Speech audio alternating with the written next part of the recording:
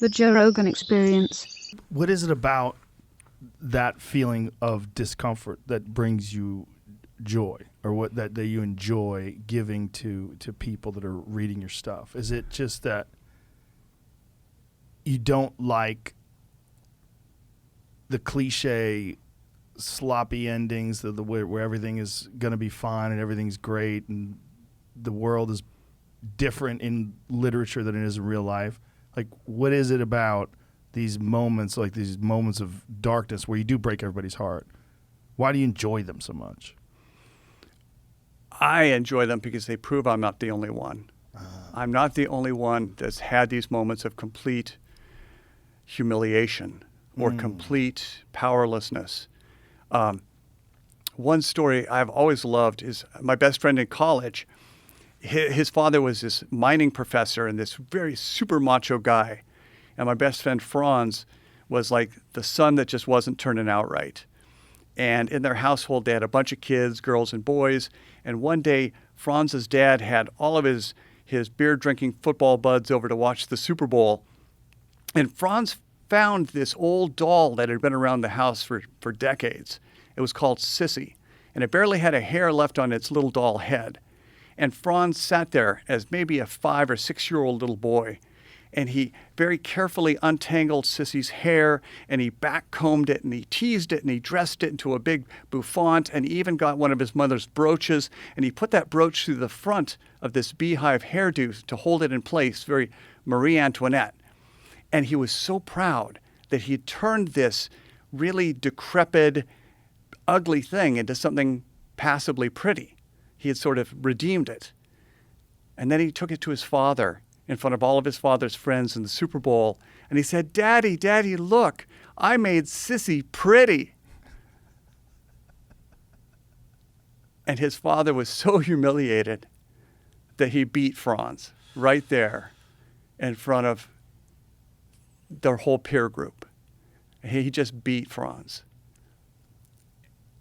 And the story is so painful.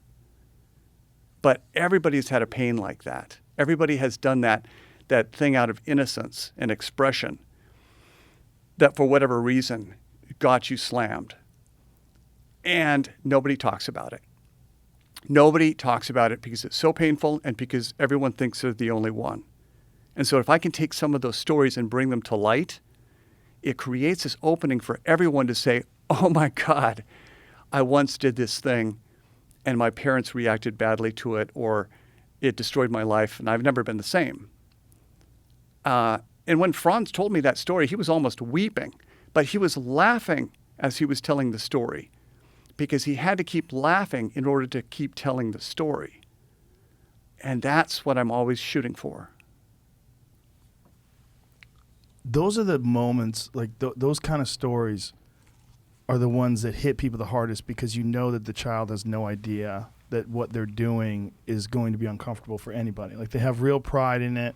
Like, here's a parallel is the story that you told before, I guess 3 years ago, when you were talking about the writing workshop that you had done where you were talking about someone else's story about how they were jacking off in a jacuzzi and their anus got prolapsed.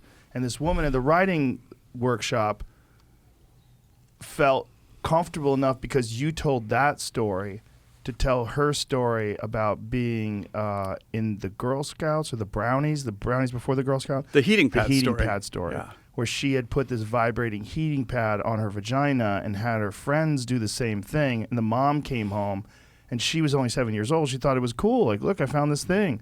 And then the mom beat her with the wire that was plugged into the wall and called her a dirty whore, and she never orgasmed again. And she said, in summation, that if I could tell the story that I had just told that was so self-debasing and so humiliating, but also make it funny, then that gave her proof that she could make her own story funny, and that maybe she could someday go back to her mother and say, remember that heating pad, and that maybe ultimately she could have an orgasm.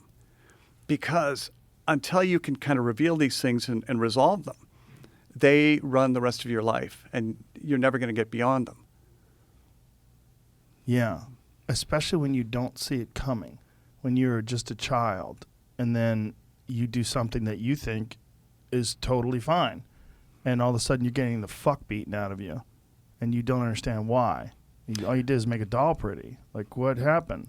Well, and it occurs in so many different ways. Several years ago, I got a job house sitting a farm that was famous for being haunted. It had all these paranormal studies. So as soon as the owners were gone, I invited a bunch of psychics out to do a seance. I wanted to know. And my father had been murdered about 5 years before that. And one of these psychic women that I'd never met before said, there is a man standing with you. He's wearing a white T-shirt.